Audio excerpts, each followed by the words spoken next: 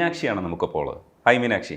നമസ്കാരം. മീനാക്ഷി, പ്രേമലുവിന്റെ FDFSന് ഞാൻ കാണുന്ന സമയത്ത് ചെറിയൊരു വേഷം ചെയ്തിട്ടുണ്ടെന്ന് പറഞ്ഞു. അകത്ത് കയറിയപ്പോണ്ടല്ലോ തകർത്ത് വാരി എന്ന് വെച്ചാൽ മീനാക്ഷി ഒരുപക്ഷെ മീനാക്ഷിയുടെ ക്യാരക്ടറുമായിട്ട് ഒരുപാട് റിസംബ്ലൻസ് തോന്നുന്ന രീതിയിലാണ് ക്യാരക്ടറിനെ മോൾഡ് ചെയ്തിരിക്കുന്നത്. അതങ്ങനെ തന്നെ ഗിരീഷേടി പറഞ്ഞ് മോൾഡ് ചെയ്തതാണെന്ന് മനസ്സിലാക്കണം. അത് ക്യാരക്ടർ അങ്ങനെ ആയിരുന്നു. പിന്നെ കുറെ ഇംപ്രൂവൈസേഷൻ ഗിരീഷേന്റെ അടുത്ത്. ഗിരീഷേട്ടൻ നമ്മളെ അങ്ങനെ ലിബറേറ്റ് ആക്കി വിടും. നമ്മുടെ അടുത്ത് പറയും ഇഷ്ടം കയ്യിൽ നിട്ടോളം ഉള്ള സ്വാതന്ത്ര്യം ഉണ്ട് അവിടെ. അപ്പൊ നമ്മൾ കയ്യിൽ നിന്നിട്ട് ഓവർ ആവുകയാണെങ്കിൽ ഗിരീഷേട്ടൻ പറയും അത്രയും പോകണ്ട, കുറച്ച് പറയും. അപ്പൊ ആ ഒരു ഫ്രീഡം ഉണ്ടായിരുന്നു അവിടെ. അപ്പൊ കുറെ നമുക്ക് കയ്യിൽ നിന്നിടാം. ചില സമയത്ത് ചേട്ടാ ഇത് ചെയ്യട്ടെ ചോദിക്കുമ്പോ ഇത് ചെയ്തോ അത് ചെയ്തോ എന്നൊക്കെ പറയും. ഓവർ ആവാണെങ്കിൽ പിടിക്കും. ഐശ്വര്യു പാത്തുമ്മയ്ക്ക് ശേഷം മീനാക്ഷി പ്രസന്റ് ചെയ്യുന്ന പാട്ടാണ് പാൽ മണക്കത് പഴം മണക്കത്.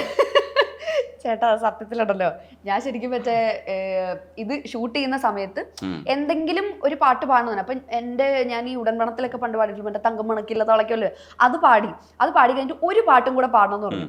അപ്പൊ ഞാൻ ഏത് പാടുന്നുള്ള കൺഫ്യൂഷൻ. അപ്പൊ ഞാൻ ആദ്യം മുതലേ അതിനെ കാണിക്കുന്ന കുറച്ച് സൊഫിസ്റ്റിക്കേറ്റഡ് ആളായിട്ടാണ്. എനിക്ക് അതിനകത്ത് ലൈക്ക് കുറച്ച് സീൻസ് കൂടെ ഉണ്ടായിരുന്നു. അപ്പം പടത്തിന്റെ ലെങ്ത് ആയപ്പോഴത്തേക്കും കുറച്ച് പോയായിരുന്നു. അപ്പം ഞാൻ അതിനകത്ത് ആക്ച്വലി ഒരു സൊഫിസ്റ്റിക്കേറ്റഡ് ആളായിട്ടാണ് പ്ലേസ് ചെയ്തിരുന്നത്. അപ്പം ഞാൻ വിചാരിച്ച അങ്ങനെ ഒരാള് അത് പാടുമ്പോൾ, അല്ലെങ്കിൽ മറ്റേ കുറച്ച് ജിപ്സി ആയിട്ട് നടക്കുന്ന ഒരാളുടെ ചെവിയിൽ എപ്പോഴും ചിലപ്പം എല്ലാവരും എക്സ്പെക്ട് ചെയ്യൊരു ട്രാൻസ് മ്യൂസിക് ഉണ്ടാവും എന്നൊക്കെയാണല്ലോ. അപ്പം ഞാൻ ശരിക്കും മറ്റേ കൊച്ചു കള്ള പാടുന്ന ആളാണ്. അപ്പം ഞാൻ അത് പാടാന്നാണ് വിചാരിച്ചിരുന്നത്. അപ്പോൾ എൻ്റെ അടുത്ത് ഞാൻ ഗിരീഷേട്ടൻ്റെ അടുത്ത് ഞാൻ പറഞ്ഞു, ഗിരീഷേട്ടാ ഇത് പാടട്ടെ എന്ന് ചോദിച്ചപ്പോൾ എനിക്ക് ഗിരീഷേട്ടൻ പറഞ്ഞു അത് വേണ്ട, ചിലപ്പോൾ കോപ്പിറൈറ്റ് കിട്ടാൻ ചാൻസ് ഉണ്ട്. വേറൊരു പാട്ടുണ്ട് പണ്ട്, അന്ന് പാൽമണക്കത് രണ്ടാമത് ഇൻസ്റ്റഗ്രാമിലൊന്നും വൈറലായി തുടങ്ങിയിട്ടില്ല. അപ്പൊ അന്ന് ഗിരീഷേട്ടൻ പറഞ്ഞു പിന്നെ പാൽമണക്കത് എന്ന് പറഞ്ഞൊരു പാട്ട് പണ്ട് ഉണ്ടിങ്ങനെ യൂട്യൂബിലൊക്കെ വന്നിട്ടുള്ളത്, അത് കേട്ടിട്ടുണ്ടോ എന്ന് ചോദിച്ചു. ഞാൻ പറഞ്ഞു കേട്ടിട്ടുണ്ട് എന്ന് പറഞ്ഞു. അത് കാരണം അത് പാടിയ ലേഡിയുടെ അതേ ലുക്ക് ഉണ്ട്, കേളി ഹെയർ ഒക്കെ അതേ രീതിയിലാണല്ലോ, രണ്ടാമത് പാടിയ കോയിൽ ഹെയർ ആണ്. അപ്പൊ എൻ്റെ അടുത്ത് പറഞ്ഞ അത് പാടാൻ നോക്കുന്ന പറഞ്ഞു. അങ്ങനെയാണ് അത് പാടുന്നത്, അതിരുന്ന് പഠിച്ച് പാടുന്നത്. ഞാനൊരു കാര്യം കാണിച്ചു തരാം.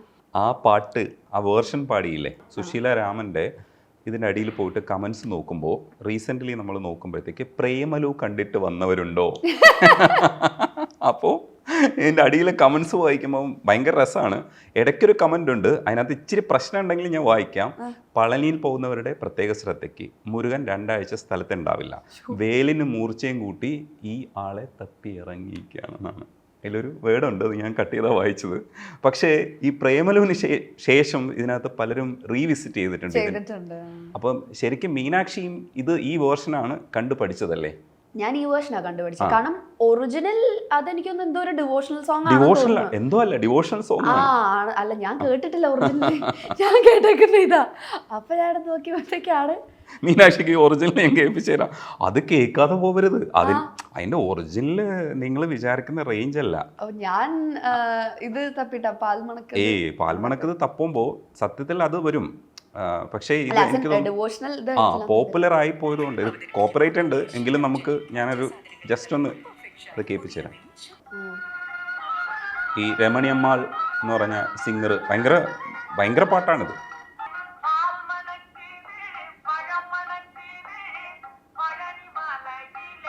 നല്ല പാട്ടാണ്. അപ്പൊ അതിന്റെ ഒറിജിനൽ പോയിട്ടില്ല അല്ലേ?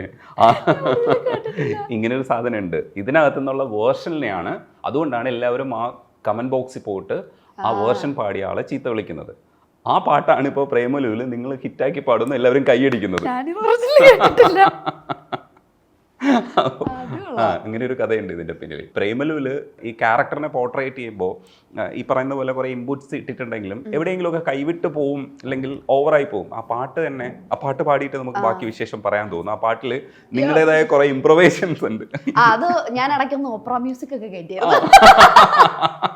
ഇടയ്ക്കത് പിന്നെ ഈ പാട്ട് പാടാൻ അപ്പൊ എവിടെയെങ്കിലും കൊണ്ടൊന്ന് അവസാനിപ്പിക്കണമല്ലോ. അതൊക്കെ നമുക്ക് ചിലപ്പോൾ പെട്ടെന്ന് കിട്ടുന്ന സാധനങ്ങളായിരിക്കും. ചിലപ്പോൾ നമ്മൾ ഈ സ്റ്റേജിൽ പെർഫോം ചെയ്യാൻ നിൽക്കുമ്പോൾ ചില സാധനങ്ങൾ നമുക്ക് സ്പോണ്ടേനിയസ് ആയിട്ട് കിട്ടില്ല. അപ്പൊ നമ്മൾ ഒരു സ്പ്ലിറ്റ് സെക്കൻഡ്സിൽ നമ്മൾ തിങ്ക് ചെയ്യുന്നതായിരിക്കും ഇത് എവിടെ കൊണ്ട് അവസാനിപ്പിക്കുന്ന ആലോചിക്കുമ്പോഴേക്കും ഇങ്ങനെ ഒരു സാധനം ടോക്കെ ആയിരിക്കും തോന്നുക. അങ്ങനെ ചെയ്തതാണ് ഞാൻ ഓപ്പറ മ്യൂസിക് ഇടയിൽ കയറ്റിയത്. അത് ഒന്ന് പാടുവോ? പാൽ മണക്കത്. എനിക്കത് ഒറിജിനൽ വരുന്ന ചേട്ടാ ഇപ്പൊ അത് കേട്ടേ.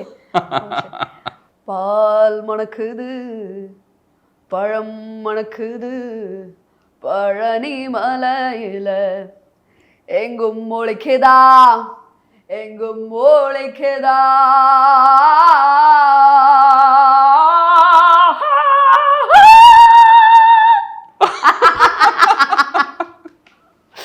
വേറെ ലെവലാണ് കേട്ടോ. ഇത് മീനാക്ഷിക്കേ പറ്റുള്ളൂ ആക്ച്വലി. അതിന്റെ സൗണ്ടിന് കുറച്ച് ഫ്രീക്വൻസി ഉണ്ട്, അതുകൊണ്ട് എനിക്കറിയാം പിടിക്കാൻ പറ്റും. ഓപ്പറയൊക്കെ പിടിച്ചു കഴിഞ്ഞാൽ ബാത്റൂമിൽ ഇങ്ങനെ ഓപ്പറ പിടിച്ച് ശീലിച്ചതാണോ? അല്ല, അത് നമ്മൾ ചുമ്മാ മറ്റേ വീട്ടിൽ കൊണ്ട് നടക്കുമ്പോൾ ഇങ്ങനെ ഇങ്ങനെ കറക്കൊണ്ടല്ല. ഞാനിങ്ങനെ വാടച്ചു വെക്കാൻ പ്രശ്നമുള്ള ആളാണ്. അപ്പൊ ഞാനിങ്ങനെ എന്തെങ്കിലുമൊക്കെ വീട്ടിൽ കൂടെ ഒക്കെ പഠിക്കൊടുക്കുക, അല്ലാതെ ഇങ്ങനെ പ്രാക്ടീസ് ഒന്നും ചെയ്തിട്ടില്ല അല്ലേ. പിന്നെ ഒരു കാര്യമുണ്ട്, നമ്മൾ കോമഡി ആയിട്ട് ഓപ്പറ ചെയ്യുമ്പോഴും കയ്യിൽ നിന്ന് പോയാലും കുഴപ്പമില്ല, കുറച്ച് വെള്ളിയൊക്കെ വീണാലും കോമഡി ആണ്, അതിന്റെ കൂടെ ഒക്കെ പൊക്കോളും. കാരണം ബേസിക്കലി ക്യാരക്ടർ പാട്ട് കൂത്തൊന്നും അറിയില്ല, ചുമ്മാ അവരുടെ വിചാരം തോന്നുന്നത് ഭയങ്കര സംഭവമാണ്. ഇതാണ് ബേസിക്കലി ഉള്ള പരിപാടി. അപ്പൊ കയ്യിൽ നിന്ന് പോയാലും വലിയ സീനില്ല, അപ്പം ശ്വാസം മുട്ടി താഴെ വീണാലും വലിയ വിഷയമുള്ള കാര്യമല്ല. അതുകൊണ്ട് അങ്ങനെ അപ്പൊ അതിന്റെ കൂടെ അത് വന്നപ്പോൾ ഞാൻ പറഞ്ഞ അങ്ങനെ പാടിയത്. പിന്നെ എനിക്കറിയാം എന്റെ സൗണ്ടിന് കുറച്ച് ഫ്രീക്വൻസി ഉണ്ട് എന്ന് എനിക്കറിയാം. അപ്പോൾ ഡബിങ് ഒക്കെ ചെയ്യുമ്പോൾ എൻ്റെ അടുത്ത് ചില സീൻസ് വരുമ്പോൾ പറയും അതിന് ഫ്രീക്വൻസി കൂടുതലുണ്ട്. അപ്പം എൻ്റെ അടുത്ത് അവർ പറയും ഫ്രീക്വൻസി കൂടുതലുള്ള സൗണ്ടാണ്, അപ്പം ഇവിടെ എത്തുമ്പോൾ അത് മൈൻഡ് ചെയ്ത് ഡബ് ചെയ്യണം, അങ്ങനെ പറയാം. അപ്പൊ എനിക്കറിയാം എൻ്റെ സൗണ്ടിന് ഫ്രീക്വൻസി ഉണ്ടെന്ന്. അപ്പൊ അതനുസരിച്ച് പിടിക്കും. ഈ ക്യാരക്ടർ എസ്റ്റാബ്ലിഷ് ചെയ്യാൻ വേണ്ടി ഗ്രീഷേടി ആദ്യം തന്നെ നിങ്ങൾക്ക് ഒരു സാധനം തന്നിട്ടുണ്ടായിരുന്നു, ഒരു $100. അപ്പൊ തന്നെ ക്യാരക്ടർ മനസ്സിലായി, ഇനി പിന്നെ പ്രത്യേകിച്ച് ഒന്നും പറയേണ്ട ആവശ്യമില്ല. എൻ്റെ അടുത്ത് എൻ്റെ ഫസ്റ്റ് ഷോട്ട് എന്താന്ന് വെച്ചാൽ സ്മോക്കിംഗ് ആയിരുന്നു പടത്തില്. അപ്പം അത് മമിത വന്നിട്ട് ഇങ്ങനെ, അത് ആക്ച്വലി ആ സീൻ പടത്തിലില്ല, മമിത വന്നിട്ട് ഇങ്ങനെ പറയുന്നുണ്ട് ഇവിടുന്ന് സ്മോക്ക് ചെയ്യാൻ പറ്റില്ല കേട്ടോ എന്ന് പറയുന്നുണ്ട്. എൻ്റെ ക്യാരക്ടർ ഏറ്റവും ലാസ്റ്റ് ആണ് ആ സിനിമയിൽ കാസ്റ്റ് ആവുന്നത്. അപ്പോൾ ഞാൻ ചെല്ലുന്ന തലേ ദിവസം, അതായത് ഷൂട്ടിന്റെ തലേ ദിവസമാണ് ഞാൻ ആക്ച്വലി സെറ്റിൽ ചെല്ലുന്നതും ലുക്ക് ടെസ്റ്റ് നടത്തുന്നതൊക്കെ. അപ്പോൾ എൻ്റെ അടുത്ത് ഗിരീഷേട്ടൻ പറഞ്ഞു സ്മോക്ക് ചെയ്യാൻ അറിയാമെന്ന് ചോദിച്ചു. അപ്പം ഞാൻ സ്മോക്ക് ചെയ്യുന്ന ഒരാളല്ല, എനിക്ക് അലർജിക് ടു സ്മോക്കാണ്. അപ്പം എൻ്റെ അടുത്ത് സ്മോക്ക് ചെയ്യാൻ അറിയാമെന്ന് ചോദിച്ചു. അപ്പോൾ ഞാൻ പറഞ്ഞില്ല അറിയില്ല. ക്യാരക്ടറിനൊന്നും ചിലപ്പോൾ സ്മോക്ക് ചെയ്യേണ്ടി വരും. സബാഷ്. എനിക്ക് സ്മോക്ക് ചെയ്തതിനപ്പുറം ഏറ്റവും കൂടുതൽ കാര്യം എന്ന് വെച്ചാൽ ഈ ചെയ്യാത്ത ഒരാളത് ചെയ്യുമ്പോൾ നമ്മുടെ ജെസ്റ്റേഴ്സിൽ ഒരു അമച്വർ സാധനം വരും. എനിക്ക് അത് വരരുതെന്ന് ആഗ്രഹം ഉണ്ടായിരുന്നു, പക്ഷെ വന്നിട്ടുണ്ടോ എന്ന് എനിക്ക് അറിയില്ല. അപ്പം സ്മോക്ക് ചെയ്യുന്നവർ പിടിക്കുന്നതിനും സ്മോക്ക് ചെയ്യാത്തൊരു സിഗരറ്റ് കൈ പിടിക്കുമ്പോൾ എൻ്റെ കൈയൊക്കെ വിറയ്ക്കാറുണ്ട്. ആസ് അത് പിടിക്കാൻ അറിയാം, അതായത് ഇവിടെ ബാലൻസ് ചെയ്യണമല്ലോ. പിന്നെ അപ്പം എൻ്റെ അടുത്ത് പറഞ്ഞു ഇങ്ങനെ പിടിച്ചാൽ മതി എന്ന് പറഞ്ഞു. ഇങ്ങനെ പിടിക്കുമ്പോൾ കുറച്ചുകൂടെ ഹോൾഡ് ചെയ്യാനൊരു സാധനം. എന്നെ കൊണ്ട് ആക്ച്വലി അതാണ് ആദ്യം ചെയ്യിപ്പിക്കുന്നത്. അതാണ് എൻ്റെ ആ ക്യാരക്ടറിൻ്റെ ആദ്യത്തെ ഇതെന്ന് പറയുന്നത്. വന്നിരിക്കുക ഇങ്ങനെ, ഞാനത് പിടിച്ചിട്ട് പറ്റിയ ലോലിപോപ്പ് വായി വെച്ചേക്കുന്ന പോലെ ഉണ്ടായിരുന്നു. പക്ഷെ എന്നാലും എൻ്റെ അടുത്ത് അപ്പം ഇങ്ങനെ ടീമിലുള്ളവർ പറഞ്ഞു ഓരോ വിരലും പ്ലേസ് ചെയ്യേണ്ട രീതിയൊക്കെ പറഞ്ഞു. അങ്ങനെയാണത് പിടിച്ചത്. അപ്പം ആദ്യം ക്യാരക്ടർ അതാണ് എന്നുള്ളൊരു സംഭവം എനിക്ക് മനസ്സിലായി. അത് കഴിഞ്ഞിട്ടാണ് പിന്നെ ഡയലോഗ്സ് വരുന്നത്. അപ്പോഴാണ് നെക്സ്റ്റ് ഡേ ആണ് വീണ്ടും സിഗരറ്റ് വലിക്കുന്ന ഇതിൽ അത് വായിൽ വെക്കുന്നു. അപ്പോഴാണ് പറയുന്നത് ചുമ്മാ ചോദിച്ചു ഒരു $100 ഉണ്ടാവുമോ എന്ന് ചോദിക്കുന്നത്.